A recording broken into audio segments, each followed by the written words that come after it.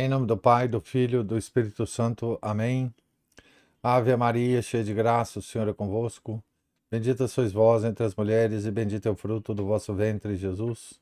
Santa Maria, Mãe de Deus, rogai por nós, pecadores, agora e na hora de nossa morte. Amém. São José, rogai por nós. São Felipe Neri, rogai por nós. São Pio X, rogai por nós.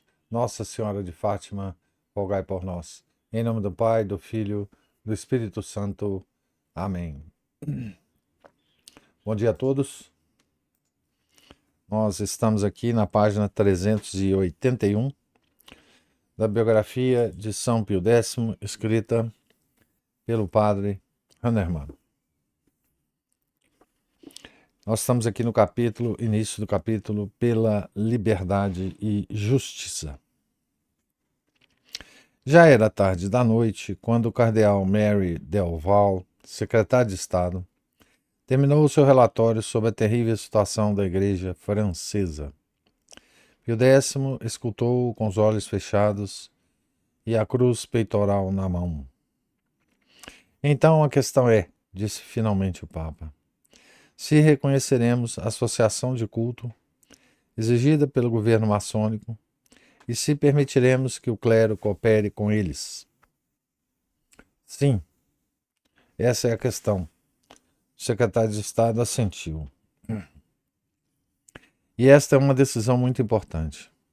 Não há dúvida de que a Igreja francesa ficará na miséria se nos recusarmos a participar da associação de culto. Vossa Santidade sabe.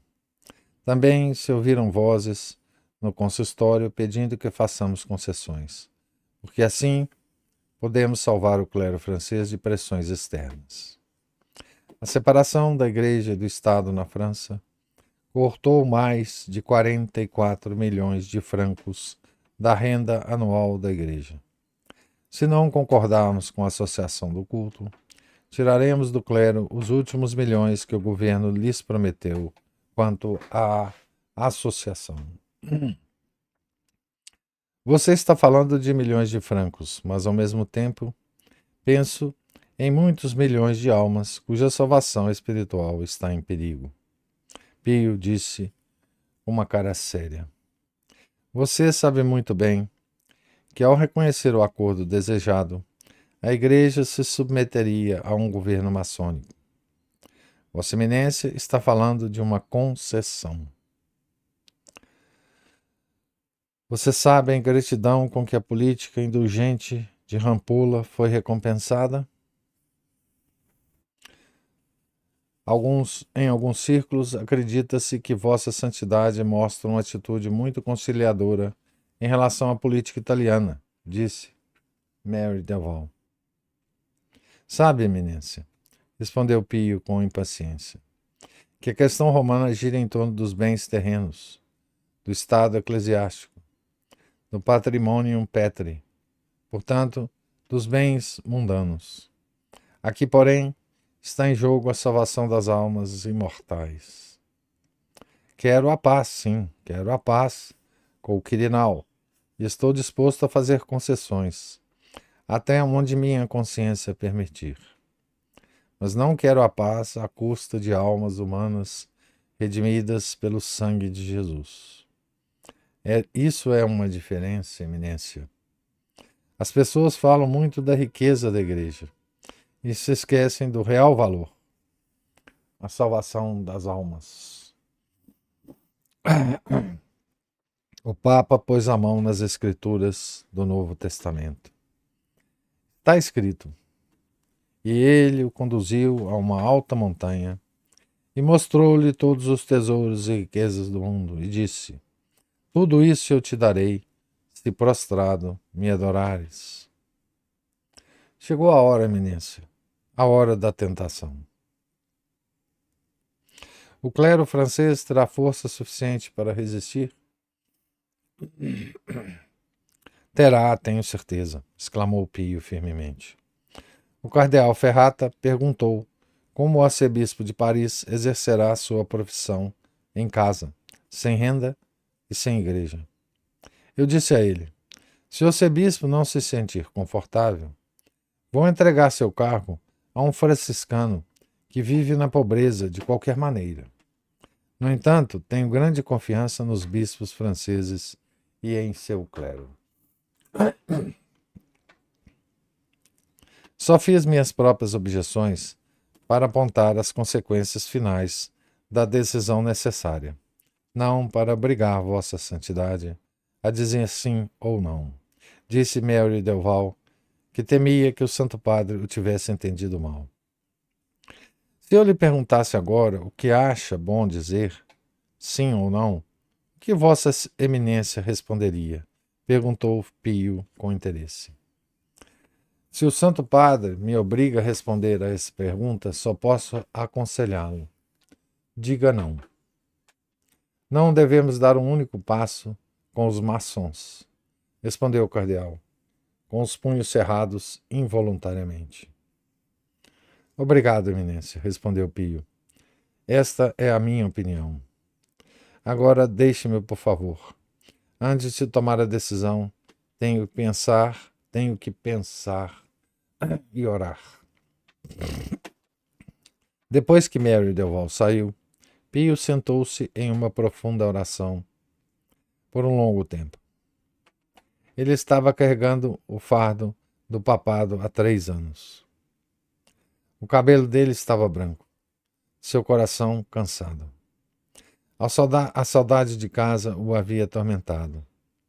Ser um pobre prisioneiro do Vaticano lhe foi impressionante.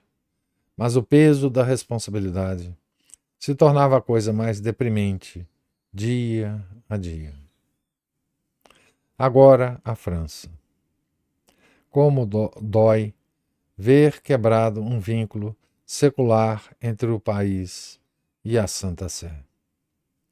O governo anticlerical havia destituído o embaixador do Vaticano do governo de Paris e o núncio papal foi expulso do país. No entanto, Pio deu ao país um novo beato, alguns meses depois, o piedoso padre João Vianney. Ele beatificou, né? O padre João. Os olhos do Papa descansaram por um longo tempo na imagem do Curadares. Como decidiríeis? Ele sussurrou. Se tivesseis que escolher entre a riqueza e a liberdade da igreja, o que decidiríeis? Não, eu não deveria vos perguntar, porque conheço vossa resposta. Vós diríeis, não, que levem tudo de mim. Eu só preciso da pequena panela de ferro onde cozinho minhas batatas. Mas a igreja deve ser livre. Pio se levantou, atravessou o corredor sem nenhum oficial auxiliar ao lado e depois foi sozinho à Basílica de São Pedro. Ajoelhou-se na pedra nua e orou ao primeiro Papa por luz e força. Já estava escuro na basílica. Somente os altares estavam brilhando pelas lâmpadas vermelhas.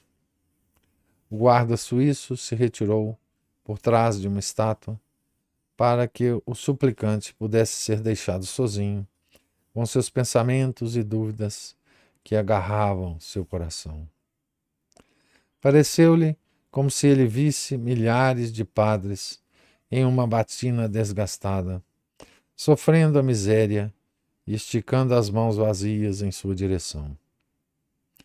É permitido afundá-los em uma miséria indizível? Ele não carregaria o fardo de seu sofrimento? Eles não estariam sendo conduzidos a um martírio sem fim? O martírio da fome e necessidade? Eles morrerão como mendigos por seu Deus?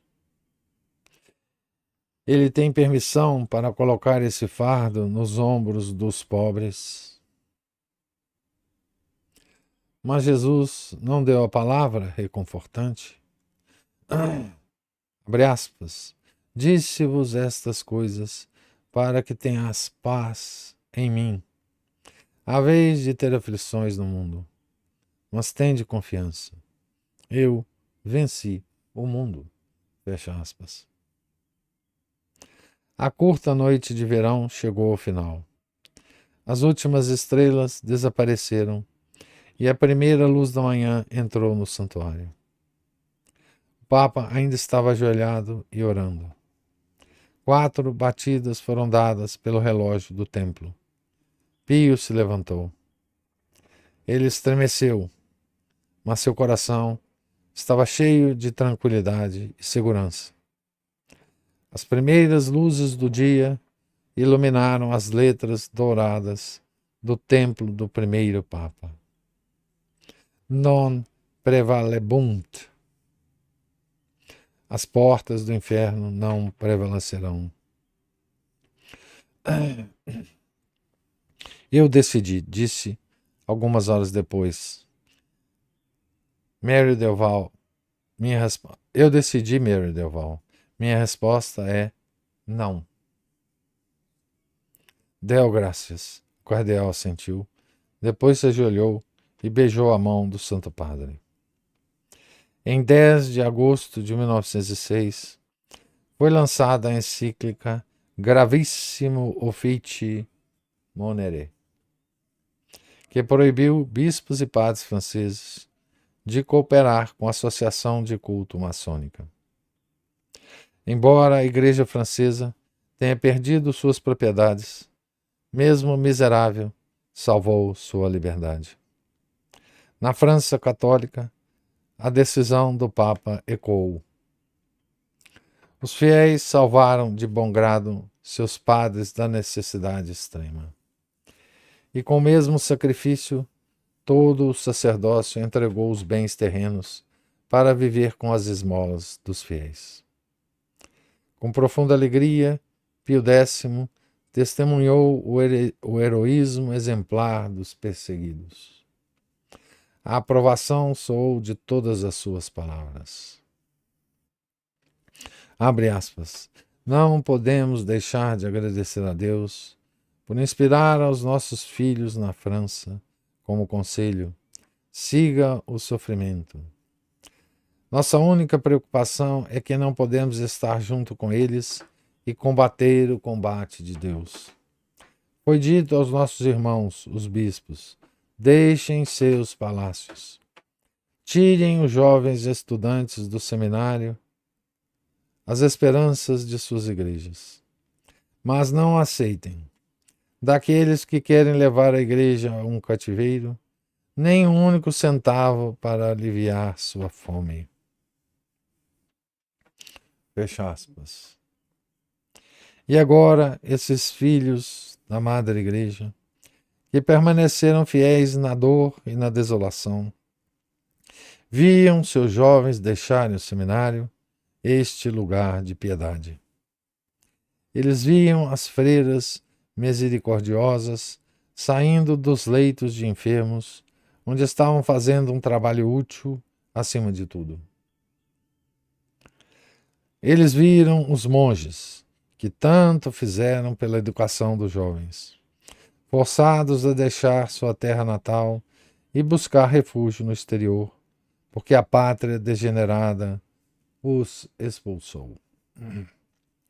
Eles viram tudo isso e deram um exemplo que ficaria nas mais belas páginas da história da Igreja. Todos os bispos, sem exceção, ouviram a palavra papal como a palavra de Deus. Todos os dias os padres respeitosamente ouviam as palavras de seu bispo, e os fiéis declararam unanimemente: contem com a nossa força e vontade de sacrifício. Não terão um palácio magnífico, mas terão um lar onde poderão encontrar a paz. Vocês não terão um seminário confortável e espaçoso, mas haverá um lugar onde vocês poderão treinar, seus seminaristas. Vocês não terão mais monges, mas os fiéis assumirão seus antigos deveres apostólicos. Já não terão anuidades, e, no entanto, não lhes faltarão os meios necessários para a prática da religião. Assim como recentemente rezamos o Miserere em lágrimas por causa da tribulação que se abateu sobre a Igreja francesa, agora devemos rezar o Te Deum pelo consolo que ganhamos quando pensamos no sacrifício que os fiéis franceses fizeram por amor.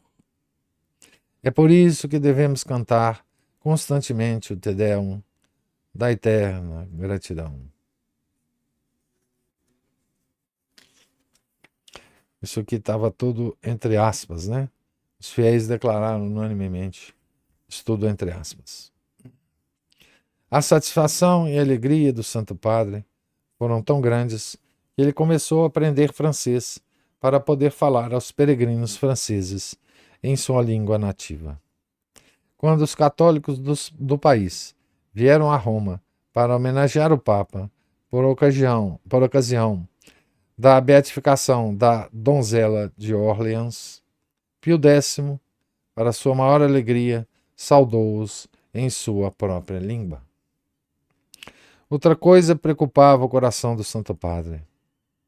Já no seu primeiro discurso perante os cardeais, tornou público que, no espírito do seu lema, restaurar tudo em Cristo, se dedicaria, sobretudo, a pregar e a viver a verdade inalterada. Naquela época, entretanto, corações desanimados acreditavam que o ensino de Cristo devia ser submetido aos juízos da ciência moderna. Então vamos lá. Aqui entrou numa área muito boa, né? Então, naquela época, entretanto, corações desanimados acreditavam que o ensino de Cristo deveria ser submetido aos juízos da ciência moderna. De acordo com a teologia liberal, os credos da verdade eterna foram esvaziados em um mero símbolo, e eles não tiveram medo de adulterar a divindade de Jesus para a admiração da multidão ou de negar seus milagres. Ciência moderna. Né? Foi com profunda dor que Pio ficou sabendo que esse falso ensinamento já se chamava modernismo, que se chamava modernismo, abria caminho até nos seminários. E é por isso que ele não podia mais aguentar. Em 8 de setembro de 1907, a encíclica Pacende condenou as aberrações da época e deu o golpe de misericórdia ao modernismo dentro da Igreja Católica. O Papa condenou 75 de suas teses e proibiu sua publicação sob pena de excomunhão. Muitos que aderiram benevolentemente ao novo ensino tiveram seus olhos abertos e reencontraram o caminho certo. Outros, teimosamente, persistiram, e, portanto, o Papa teve que ordenar sua excomunhão, por mais difícil que fosse. Foram terríveis o ódio e o desprezo com que os fanáticos adeptos do modernismo, os maçons e os liberais trataram o Papa e o secretário de Estado, Mary Delval, né?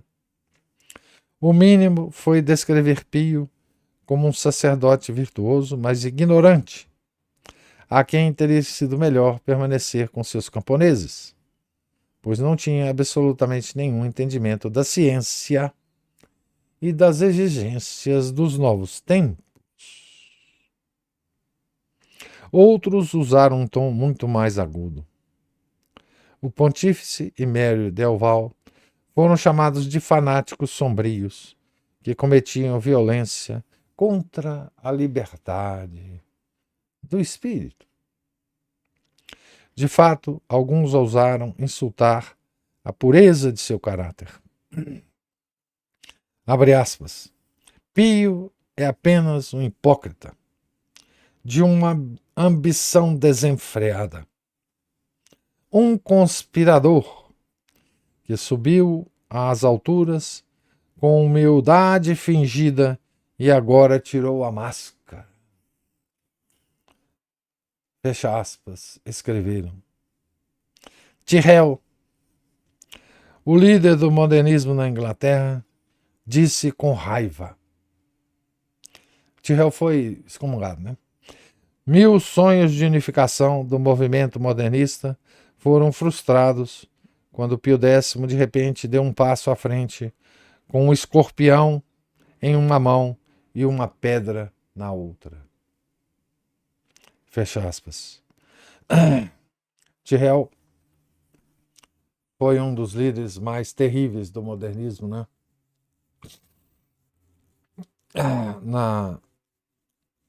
Na Inglaterra.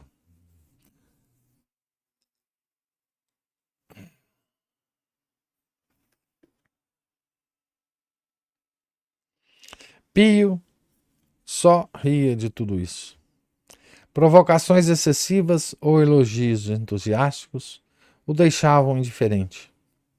Ele só ficou com raiva quando seu secretário de Estado foi atacado. Não vou tolerar tamanha injustiça, disse ele a Mary Delval. Escrevam contra mim se quiserem. Mas por que culpá-lo por tudo? Ó Santo Padre, riu o cardeal. Estou orgulhoso de que também serei atingido por uma das pedras atiradas em vossa santidade. Uma enxurrada de cartas difamatórias chegou ao Vaticano. Bem, o que eles estão escrevendo contra mim, de novo?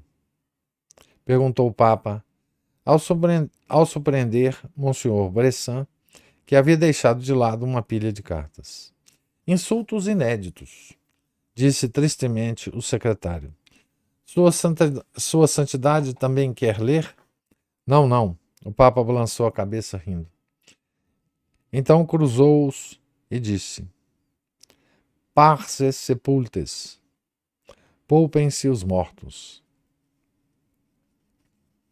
Por mais que Pio X condenasse a heresia, ele simpatizava com os errantes.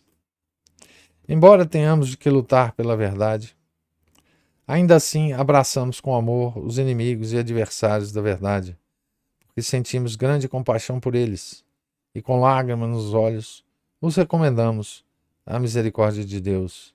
Ele disse. Então, vamos só acabar aqui e a gente faz os comentários, né? Um dia, Pio sentiu a necessidade de chamar um padre que havia ultrapassado todos os padrões e dar-lhe uma séria advertência. Reze uma Ave Maria por mim, eminência, pediu Mary Delval, para que Deus abençoe esse interrogatório, para que esse pobre padre não se oponha a mim e me obrigue a tomar outras medidas.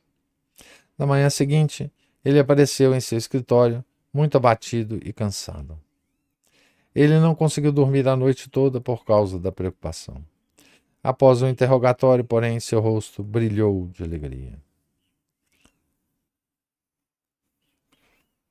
Vossa Eminência, sabe, disse o cardeal, está tudo bem. O pobre homem reconheceu a validade das minhas palavras. Eu não o poupei, mas ele se rendeu. Agora devemos fazer tudo o que pudermos para ajudá-lo.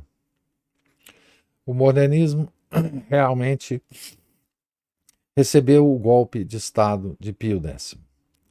As palavras de Richard von Kralik realmente se tornaram realidade. Abre aspas. Quem quer que esteja em guerra contra a encíclica acabará dando seu último suspiro de raiva. Fecha aspas. A reforma da música sacra era uma preocupação especial de Pio.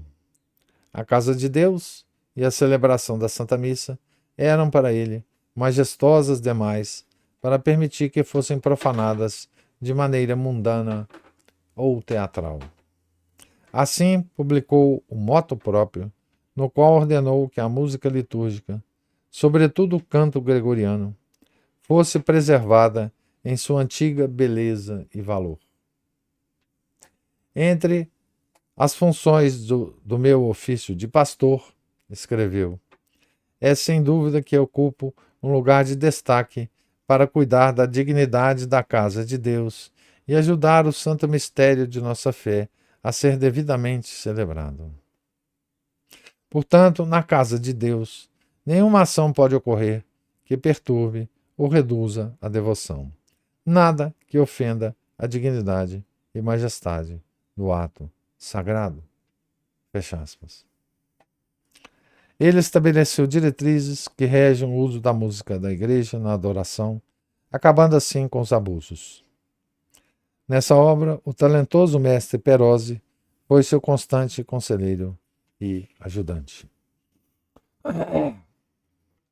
Então aqui nós acabamos o capítulo, né? Que tem uma descrição, primeiro da crise na França, né? Mais um capítulo, né, da guerra da França contra a igreja, né? Em que o Papa não recuou, né? E todo o clero da França foi para a miséria, entregaram todas as propriedades que a igreja tinha, né? Que o governo francês tinha confiscado. Então nós vimos essa descrição aqui da dolorida decisão que o Papa tomou e depois da acolhida, feliz acolhida dos fiéis e dos pastores na França, né? E depois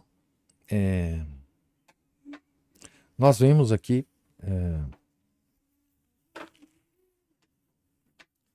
a questão do modernismo, né? Tá certo? Então, um detalhe interessante disso, né? Antes de falar do modernismo, é a delicadeza do Santo Padre, né? De aprender francês, né? Para saudar os fiéis franceses.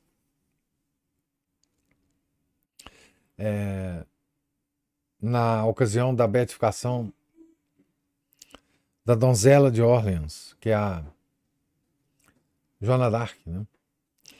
E, enfim, é uma delicadeza dele ter aprendido francês para saudar os fiéis, né? Na própria língua deles, né? Aqui passa-se por cima, né, da questão. A descrição é bem sucinta pela grandeza da encíclica, né, da Pascendi. Também não fala sobre o decreto lamentável, né, mas há aqui uma descrição interessante sobre os ataques que o Papa sofreu, né, dos modernistas, né, e coloca bem a questão da Pascendi num quadro da tendência da igreja que se seguiu. Não foi.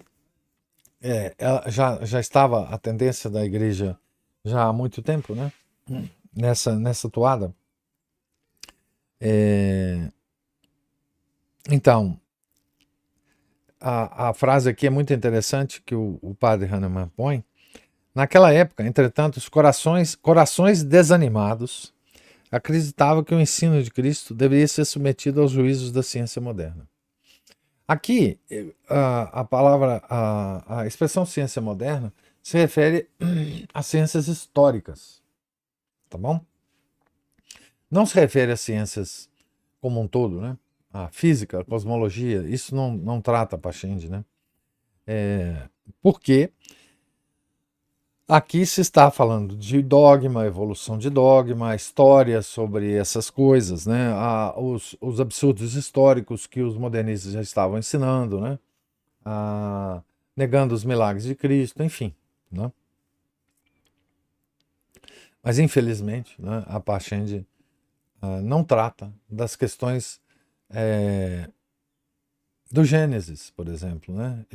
Ele trata dos ensinamentos de Cristo, mas não trata de outras coisas, né? Da ciência moderna. A igreja não teve força, e não sei se terá, né, para editar uma encíclica em relação à cosmologia, em relação à concepção do universo, em relação à criação de tudo, ao Big Bang, essas coisas todas que a gente tem conversado ultimamente na nossa associação, né? Mas, enfim, a Pachende, ela ataca a ciência moderna enquanto ciência histórica, né? E, enfim, é uma boa coisa sobre isso, né? Em relação à ciência moderna e ao Gênesis, o Papa assinou realmente um documento da Congregação para a Doutrina da Fé, o Santo Ofício, né? A respeito disso, em 1909, mas nós já comentamos sobre isso, não é comentário aqui para se fazer agora, né? E depois, aqui, vê-se por toda a descrição do Padre Hahnemann, né, que a Pachende ela acendeu uma esperança, né, de, de que essa encíclica acabasse, né, com, com o modernismo, mas infelizmente, né, não só a Pachende, mas como as excomunhões, né, mas infelizmente esse movimento já tinha raízes muito profundas, né, na igreja, e ao longo do século XX o modernismo acabou vencendo, né, tá certo? Então, eis aí o capítulo. Pergunta agora se há alguma observação, algum comentário na leitura de hoje. Opa, o Márcio escreveu aqui um comentário. Os governos modernos sempre quiseram tributar e confiscar os bens da igreja e exterminar a sua liberdade. Liberdade só para o mal. Hoje vemos isso com clareza. Lembro-me que Dom Chutat discursou contra os abusos na França e conseguiram recuperar algo. Mas as igrejas estão nas mãos dos governos da França e na Itália, acho. Tentaram fazer isso no Brasil, no Império. Então estavam querendo submeter a fé à bruxaria científica. Exatamente. Não, até hoje na França é tudo do governo. Na Itália eu não sei. Tanto é, por exemplo, que depois do incêndio da Catedral de Notre Dame, né, quem tomou iniciativa para recuperar a catedral foi o governo francês, porque todos os bens da igreja na França são do governo francês, né? Isso lá eu sei que é. Aqui no Brasil não conseguiram, é exatamente o Império. Se tivesse talvez continuado o Império, o Brasil também entraria nessa, né? A República teve enfim, essa vantagem para a igreja, né? Sim, então estavam querendo submeter a fé à bruxaria científica. Exatamente, né? Concordo plenamente com o Márcio aqui. É isso mesmo que aconteceu.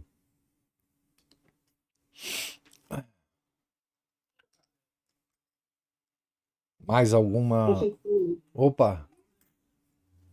eu não tenho muita certeza quanto a essa questão com a França, mas eu acho que depois disso São Pio X enviou muitos sacerdotes para a França.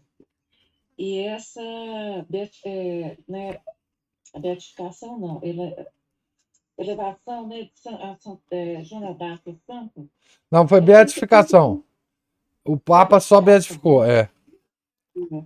É, isso tudo foi uma demonstração de força de fé, né?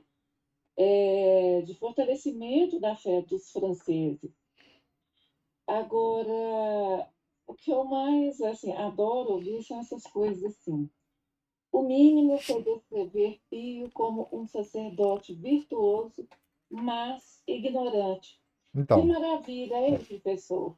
Que bom, eu fico muito satisfeita assim, é, de ver, não acredito, não, mas de ver assim, esse juízo mundano de ignorância, que eu acho que é um elogio para nós, quer dizer, se nos derem, né? E um elogio para o Papa também. E ainda mais, depois de tudo que a gente pode ter acesso hoje, nós ainda lidamos com grandes cabeças da teologia católica, se ajoelhando nesse altar, como diz o Márcio, de bruxos, em questões, olha, Big Bang, isso aí. ai, heliocentrismo, geocentrismo, É, que canseira, assim, impressionante de ver essas pessoas ainda discutindo, assim, se não é cômico imaginar a e Terra nós somos os rodando, ignorantes, né? mas é isso que eu falo, assim, é, lembrando, né, sempre desses epítetos patéticos, assim, que gostam, né, de dar para quem não se enquadra, né, o retrógrado, o atrasado, o renitente. E, olha, essas coisas a gente tem que aceitar como elogios, assim, você fala, isso mesmo. É, Como diz, oi, limpar os pés e pronto. é, É, tira, tirar a poeira das sandálias. tirar a poeira da sandália e ir para outro sítio, É, né, para ver o que pode é, se obter de lá. é, É isso. é a soberba, essa soberba mundana, né? Que nos ataca, e sempre foi assim, né? Com o correr do tempo, a gente sempre foi tido como ignorante, como atrasado, como adoradores de ídolos, enfim. E nós, com o tempo, nós fomos introjetando essas críticas, né? E tentando mudar, né? Para ver se o mundo aceitava a gente, né? E foi isso que É, aconteceu, né? Com a ciência, com tudo. Se a gente observar, por exemplo, é, a partir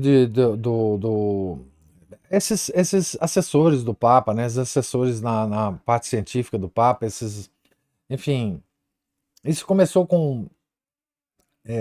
no século XX, né? Com aquele padre famoso, né? Que foi um dos, dos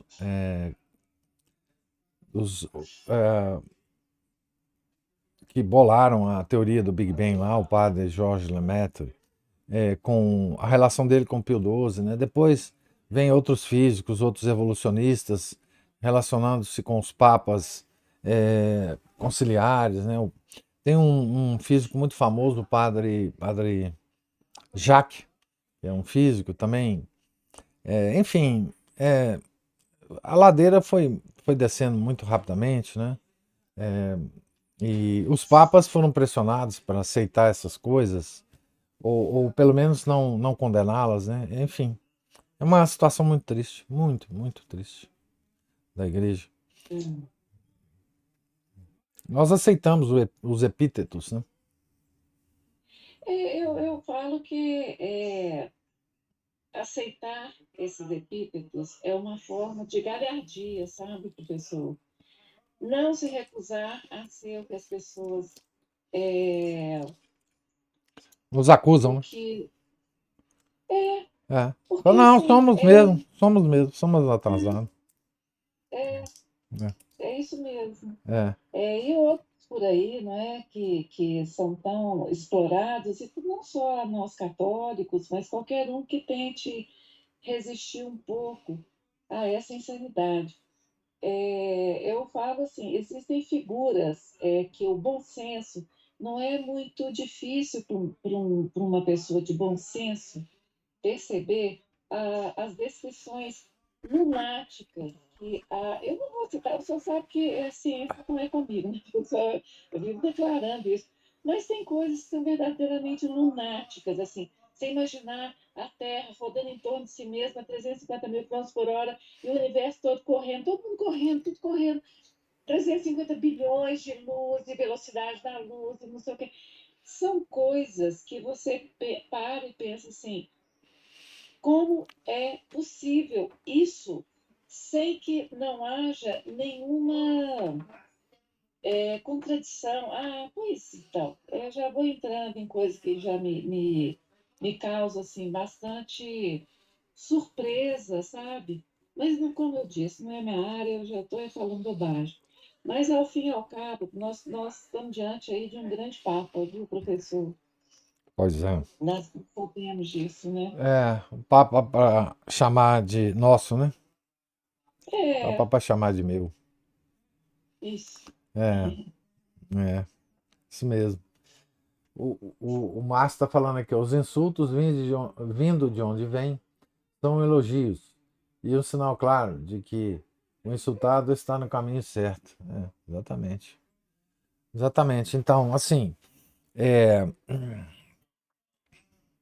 o Papa, uma das coisas que o Chesterton menciona sobre o Papa Pio X, naquele texto que ele escreveu, quando da morte do Papa, né, em 1914,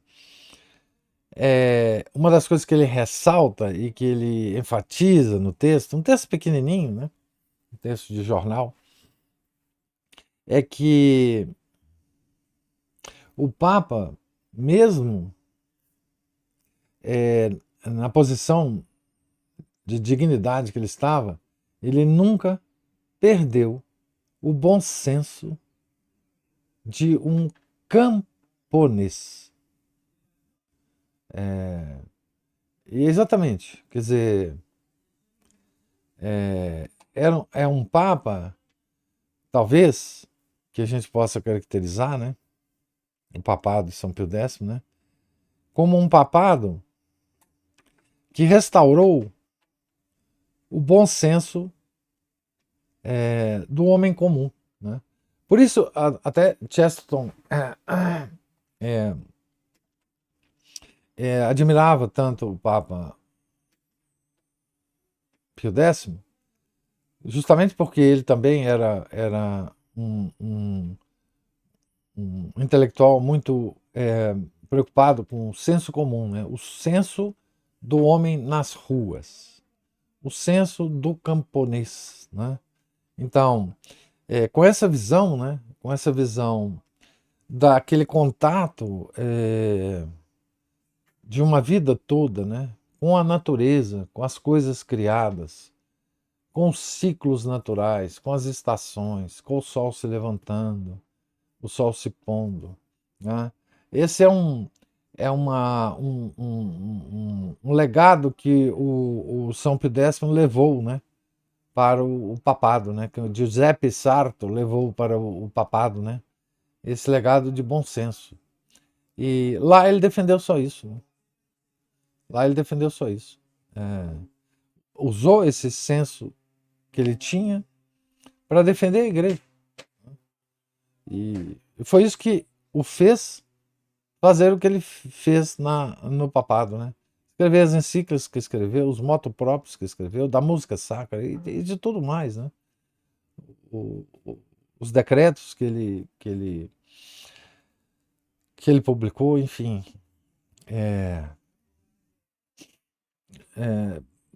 Talvez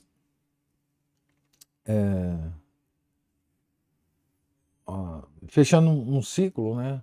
De grandes papas que deverá ser reaberto em algum momento no futuro, né? Nós rezamos por isso. Esse ciclo de grandes papas, né? Vamos ver o que o futuro nos guarda, né? Mais algum comentário, alguma observação? Então, Deus lhes pague a presença, a paciência, os comentários e observações. Tenham todos um santo dia e um santo final de semana. Se Deus quiser, na segunda a gente retorna. Em nome do Pai, do Filho, do Espírito Santo. Amém. Ave Maria, cheia de graça, o Senhor é convosco. Bendita sois vós entre as mulheres, e bendito é o fruto do vosso ventre, Jesus. Santa Maria, Mãe de Deus, rogai por nós, pecadores, agora e na hora de nossa morte. Amém. São José, rogai por nós. São Felipe Neri, rogai por nós. São Pio X, rogai por nós. Nossa Senhora de Fátima, rogai por nós. Em nome do Pai, do Filho, do Espírito Santo. Amém.